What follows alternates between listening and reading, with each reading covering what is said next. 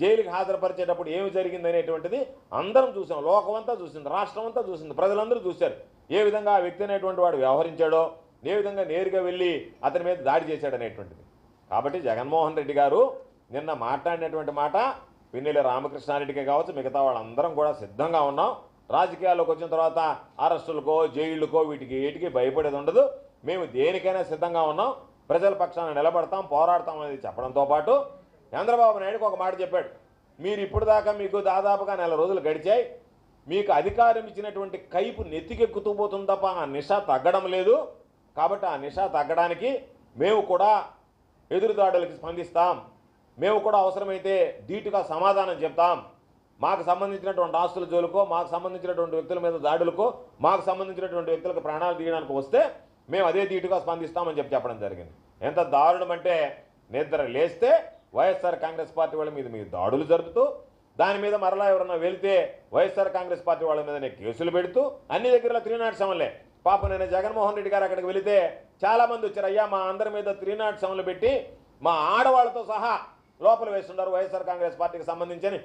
మేము పిన్నెల్లి రామకృష్ణారెడ్డి గారి కోసం పోతే అక్కడ ఉన్నటువంటి వాళ్ళందరూ వచ్చి పాపం వాళ్ళ గోడు చెప్పుకున్నారు మమ్మల్ని అందరినీ.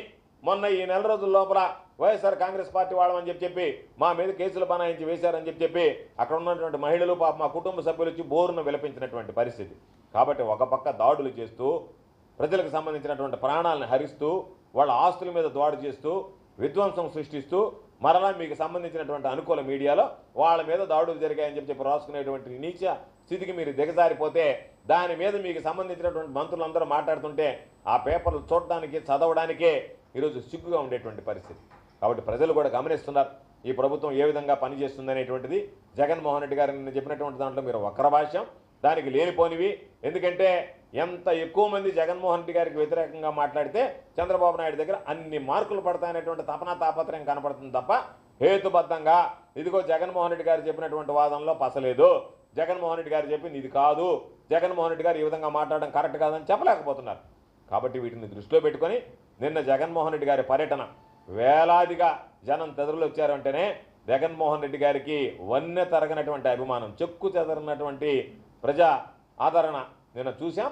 కాబట్టి దాన్ని చూసి తట్టుకోలేక ఈరోజు జగన్మోహన్ రెడ్డి గారి నెల్లూరు పర్యటనలో ప్రజాదరణ, వన్నె తరగనటువంటి ఆదరణ చూసి ఈరోజు పాపం తెలుగుదేశం పార్టీకి సంబంధించినటువంటి శ్రేణుల కడుపు మంటతో తట్టుకోలేక ఈరోజు రకరకాలైనటువంటి మాటలు మాట్లాడుతున్నారు.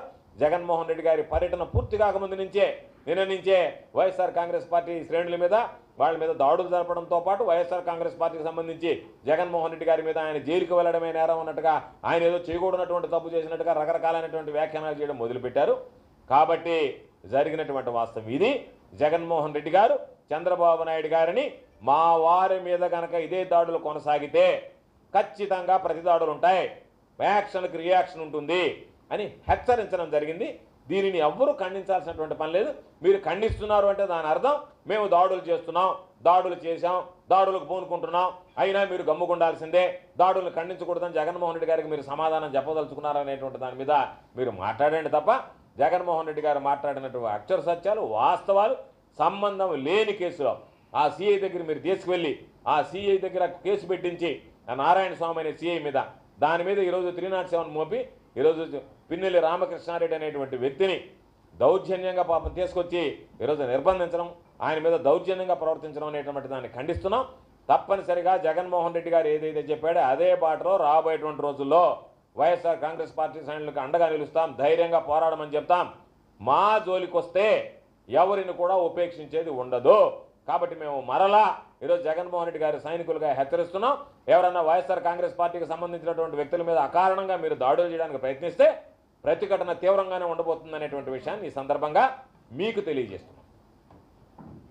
ఈ సందర్భంగా ప్రజలందరూ కూడా, నెల్లూరు ప్రజలందరూ చూపించినటువంటి ఆదరణ అంటే కొంతమంది నేరుగా హెలిప్యాడ్ దగ్గరికి కానీ, కొంతమంది జైలు దగ్గరికి కానీ, కొంతమంది టీవీల ద్వారా కానీ అనేక మంది జగన్మోహన్ రెడ్డి గారిని చూసి సంతోషపడ్డారు.